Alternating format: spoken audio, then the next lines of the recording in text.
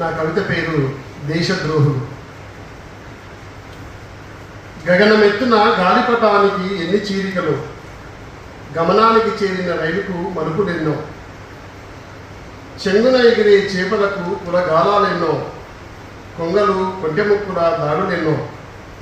అత్యున్నత స్థాయిలో ఎదగడం హరిత విప్లవానికి మొక్కలు నాటినంత సులువు కాదు. శ్వేత విప్లవం కన్నా సామాజిక విప్లవం కావాలి.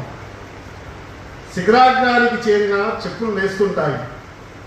చూపుడు వేరే వీధిలో దిశైనా చేతులు ముక్కు విరిచేస్తూనే చెప్పుల దండలతో అవమానిస్తూనే ఉంటారు. ఆత్మగౌరవాలపై దాడులు, హననాలు గుడి బడి ఇంకా ముడుచుకుంటున్నాయి. చర్చిల్లో స్వేచ్ఛలు లేవు. అమ్మవారి ప్రసాదాలు అందరి కాలం. పూజారులే కాదు, ఫాదరులు హంతకులే. కగారైన వేదాలైన విప్లవమైన కంటి శోకాలు కమురు వాసనల వాడలవే. చట్టాల ప్రయోగాలన్నీ గరికపూల మీదనే. నక్షత్రాలు వెలుగుతున్నాయి, కానీ నేల మీది మట్టి మనుషులకు చీత్కారాలు, చీదరింపులు. వాకిట్లో కూసాలుడిగిన 4 కాళ్ళ కట్టెలపై ఒట్టి కట్టెలై విగత జీవులైపోయిన మనుషులు. కుల మతోన్మాదంతో విరిగిన కాళ్ళై బతుకులు తెల్లారిపోతున్నాయి.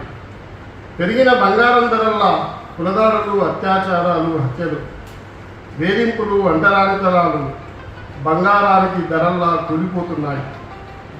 శరీరంలో రక్తం లేకపోయినా, గుండెకు రక్తం ఆగిపోయినా, క్యాన్సర్ రోగం వచ్చినా, బరెగొడ్లు కాసిన, జీవాలు కాసిన, గంజి లేకపోయినా కులం కులమే, వర్ణము అగ్రవర్ణమే. మనిషి మెతుకులతో కాదు, కులంతోనే వణికిపోతున్నారు. చెట్లుగానే ఉంటాయి, పరులకు ఫలాలను స్వచ్ఛటి గాలులనిస్తాయి. మనుషుల్లా ఉండరు, కులం లోతులో దొర్లుతూనే ఉంటారు. గుంపులో నిలబడిన, బస్సుల్లో ప్రయాణించిన, హోటల్లో తింటున్న, దేశాధినేతగా సంతకం చేసిన అవమానం తరుగుతూ ఉంటుంది. శ్మశాన వాటికల్లో చోటులేని ఉద్యోత్సవాలు, ఈసడింపులు, వేధింపుల ఫిర్యాదులకు చెదలు. ఐపీఎస్ అధికారి 8 పేజీల సూసోవిడ్ నోటైనా పోలీసు తలుపులకు తాళాలు. తెహల్కా స్టింగ్ ఆపరేషన్లు, ఏసీబీ సిబిఐ దాడులు, అణగారిన వర్గాలపైనే అత్యుత్సాహాలు, అరెస్టులు, జీవిత ఖైదులు, చెమటపూలకే రాజ్యాంగ రక్షణ పగిలిన బోకు పెంకులై వికసిత భారతం వివక్ష భారత్గా మురుస్తున్నది. దేశద్రోహులు ఎవరో ఇప్పుడు చెప్పండి. దేశద్రోహులు ఎవరో ఇప్పుడు చెప్పండి. ఇలాంటి మంచి కవిత్వం అందించడానికే అక్షర క్షేత్రం వచ్చింది. ప్లీజ్ డూ సబ్స్క్రైబ్ ఆర్ఎస్ అక్షర క్షేత్రం.